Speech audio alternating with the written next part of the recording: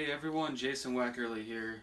Today I'm going to show you how I preserve live minnows to use at a later time for live bait. Well, dead bait, but these are medium, small and medium golden shiners, and I like to use these to tip on jig heads for walleye fishing. You can put them on a three-way rig with a really long leader, a Wolf River rig, three-way rig, and jig them across the bottom using a pencil lead sinker. But these are preserved in rubbing alcohol and anise extract. Anise smells like black licorice, and that used to be on a lot of plastic worms when I was growing up back in the 1990s. But I put anise extract in there and rubbing alcohol. The rubbing alcohol cures and preserves these minnows. You don't have to put them in the refrigerator or the freezer, and it makes the skin of the minnows tougher, and you can catch sometimes 3 or 4 walleyes on one shiner before you have to change bait. But what I do is I take pickling salt and 20 mule team borax. You can find this in the laundry detergent section. This stuff, if you make spawn sacks for trout fishing, if you make salted shiners like we're doing right now, this stuff preserves your bait, and it doesn't have a scent that gets left behind or anything. It actually preserves the scent into the bait. If you're using trout or salmon eggs, it helps with that. But the pickling salt also does the same thing, but it helps suck the moisture out of the shiners.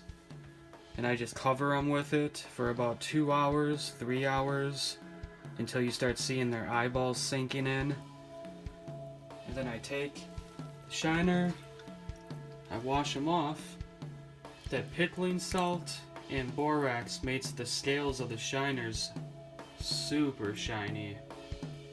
And I do feel like, to me, that helps catch a few more fish. It's attracting when you have that shine underwater. It attracts the fish. But I just wash them off. I put them in 91% rubbing alcohol with that anise black licorice scent. And what happens is when you take that out of there, the rubbing alcohol evaporates and the smell is gone. A lot of people wonder, oh, is it going to leave behind a smell? Not at all. The smell that gets left behind is the anise extract. You just wash them off, put them in there. You just do that until you fill the jar up, and you can tip your jig heads with these, and like I said, you can fish them on a Wolf River rig, three-way rig. I like to use a 12-inch leader to about a ½ ounce to a 1 ounce pencil lead sinker, and about a 5 to 7 foot leader. I like to use lighter line on the sinker lead, like a 8 to 10 pound test, so you can break it off easier. And I like to use 12 to 14 pound test for the leader to your hook.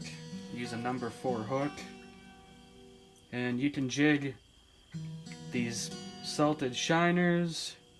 You can jig plastics like plastic minnows or whatever you like, streamer flies, live minnows. But you just drag the three-way rig across the bottom slowly, pausing it frequently, and these salted shiners seem to work really well for walleye fishing and sauger fishing here in Wisconsin. And you can use whatever type of attractant you want for scent. I'm using the anise black licorice scent, but I've heard of guys using garlic. I've heard of guys using squid, shrimp scent, all sorts of different scent. But I kind of went with the black licorice. It smells a little bit better. Some people hate the smell, but I seem to like it a lot. But You can keep these in the refrigerator, or you can keep them in the cabinet. Just don't have them in the garage in the heat or anything. Kind of common sense. But preserving them this way, it makes it legal in the state of Wisconsin to use them. The DNR actually states that you should use 91% rubbing alcohol, anything 70% or higher, to preserve dead bait. And it makes it legal to use, and you'll have bait whenever you want it. You just sit there, take them out of the jars when you need them, whatever amount you need for the day. Go out fishing, and once you're done, you can pretty much put them in the refrigerator, right in the Ziploc bag, or you could probably put them back in the jars. I usually go through all of them within a day or two. Pretty much I come home after a day of fishing and I have most of them gone because the fish grabbed them up, or you're snagging jigs and rigs on the bottom and losing minnows. But it's been a really effective way of catching fish for me for quite some time. So I thought I'd show you guys how I do this. It saves me a lot of money. I don't go, oh man, all my minnows are dead, because I can still preserve them and use them at a later date. It just sucks when you spend $5, $6, $7 or more a dozen for these shiners, and when they die, most guys just throw them away. But now you see that you can do this, you won't have to waste your money. It's not that hard. It takes a little bit of time, and you have a bunch of live bait for the rest of the year, or dead bait. It's not alive anymore. And you might ask, well, how do you kill the things? Well, you don't want to smash them, you want them intact. So you let them die on a paper towel. Some guys just put salt on them and it puts them into shock, and they end up dying that way. Or you can run them under hot water and then put them in cold water right away, and that kills them. That's what I tend to do. They die in about 20 seconds, and you don't destroy the minnow by smashing it or doing anything like that. But it's not for the faint of heart.